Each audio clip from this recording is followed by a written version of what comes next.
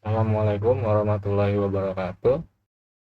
Nah, perkenalkan nama saya Khairul Romansyah.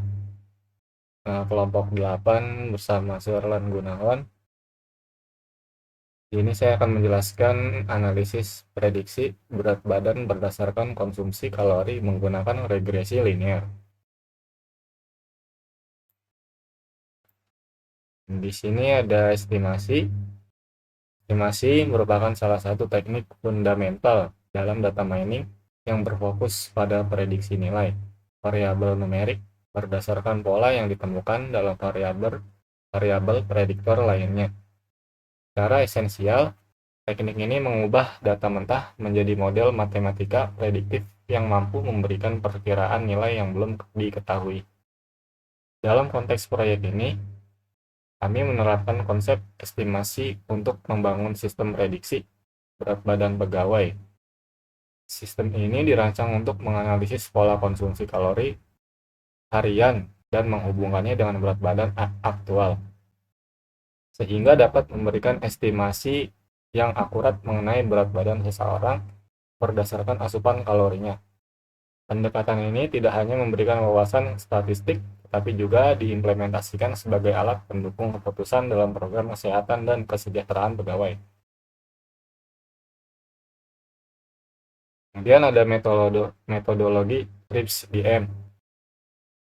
TRIPS-DM atau Cross Industry Standard Process for Data Mining adalah framework standar industri yang kami gunakan untuk memandu proyek ini secara sistematis.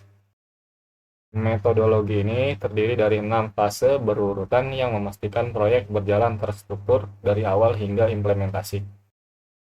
Fase pertama dimulai dengan pemahaman mendalam terhadap kebutuhan bisnis organisasi, dilanjutkan dengan analisis karakteristik data yang tersedia. Setelah itu, data dipersiapkan dan diproses untuk memastikan kualitasnya. Kemudian, model prediksi dibangun menggunakan algoritma yang sesuai. Model tersebut dievaluasi secara menyeluruh sebelum akhirnya diimplementasikan dalam lingkungan operasional untuk mendukung pengambilan keputusan. Kemudian ada analisis kebutuhan. Pada fase awal ini, kami mengidentifikasi kebutuhan organisasi terhadap sistem monitoring kesehatan pegawai yang berbasis data. Latar belakang proyek ini didasari oleh fakta kondisi kesehatan fisik, khususnya berat badan yang tidak ideal, dapat mempengaruhi produktivitas kerja secara signifikan. Asupan kalori harian diidentifikasi sebagai faktor kunci yang mempengaruhi berat badan, yang mempengaruhi perubahan berat badan.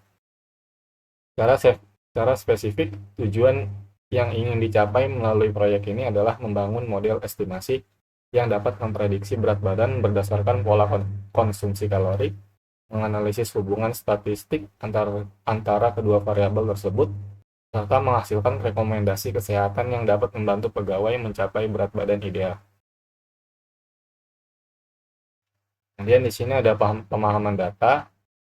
Itu data yang utama, data pada berat badan ASN. Di sini ada 10 tuples, 3 variabel, tidak terdapat missing values. Statistik berat badan terdapat di minimal 42 dan maksimal 89. Yang statistik kalori per hari terdapat di minimal 300 dan maksimal 530. Ada berat badan sebagai output terdapat variabel terikat atau dependent. Sedangkan pada kalori per hari sebagai input terdapat variabel bebas atau independen. Kemudian data pada dataset berat badan. Di sini ada 3 tuples, 2 variabel. Tidak terdapat missing values. Statistik kalori per hari terdapat di minimal 358 dan maksimal 600. Ada kalori per hari sebagai input terdapat variabel bebas atau independen. Seperti yang ada di gambar, seperti yang ada yang digambar di sini. Kemudian langkah-langkah di Rapid Miner. Ini dataset dari berat badan ASN. Pertama, klik kanan pada dataset, lalu pilih edit. Kemudian yang kedua, klik kanan pada variabel, lalu edit seperti foto ini. yaitu modifikasi atribut. Kemudian yang ketiga, edit variabel menjadi seperti gambar ini. Kemudian dataset berat badan. Langkahnya yang pertama, klik pada dataset, lalu pilih edit lagi. Kemudian klik kanan pada variabel, lalu edit. Kemudian yang ketiga, edit semua variabel jadi seperti ini. Kurang lebih sama. Kemudian di sini ada topologi estimasi menggunakan linear regression. Lalu ada langkah-langkahnya di RapidMiner. Yang keempat, klik set role, lalu pilih edit di list dan masukkan atribut name-nya seperti gambar ini. Kemudian yang kelima, klik set role 2, lalu pilih edit list dan masukkan atribut name-nya. Kemudian langkah-langkah di RapidMiner. Keenam, klik performance, lalu centang sesuai gambar. Lanjut ke pemodelan regresi linear. Alasan pemilihan linear regression. Yang pertama, 1. Pola data linear.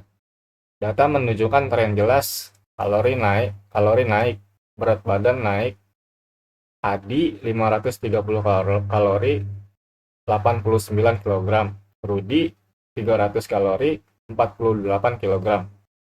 Yang kedua, interpretasi sederhana. Model menghasilkan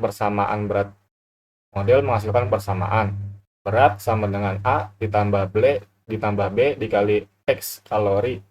Mudah dipahami, stakeholder non teknis. Kemudian yang ketiga, data terbatas.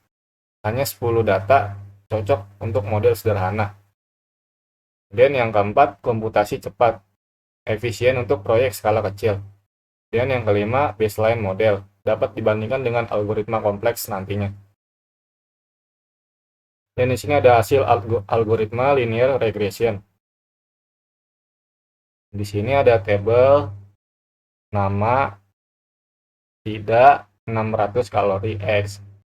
Kemudian prediksi 91,995. Kemudian ada Cindy kalori X 452. Kemudian prediksi B-nya 69,946. Kemudian ada Nino 358. Prediction 55,942. Kemudian ada performance factor. Di sini root mean square error 406.34 plus min 0.000. Kemudian ada absolute error 397.372 plus min 84.772. Kemudian ada square rate error 165090.961 plus min 69437.861. Kemudian ada square rate correlation 1000. Kesimpulannya, proyek ini berhasil membangun model estimasi berat badan menggunakan algoritma linear regression di platform RapidMiner. Analisis ini menunjukkan hubungan linear yang kuat antara konsumsi kalori harian dengan berat badan aktual, di mana peningkatan asupan kalori secara konsisten berkorelasi dengan kenaikan berat badan. Implementasi operator set role terbukti menjadi langkah kritis dalam workflow, karena penetapan atribut variabel yang tepat mencegah error common dalam proses modeling. Evaluasi menggunakan matriks statik seperti R, squared, RMSE, dan MAE menunjukkan performa model yang baik dan valid untuk tujuan prediktif. Workflow yang dibangun di RapidMiner menunjukkan efektivitasnya untuk proyek estimasi sederhana dengan data terstruktur.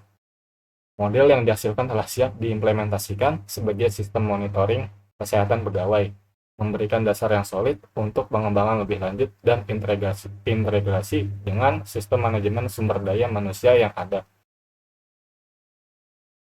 Terima kasih. Cukup sekian penjelasannya. Assalamualaikum warahmatullahi wabarakatuh.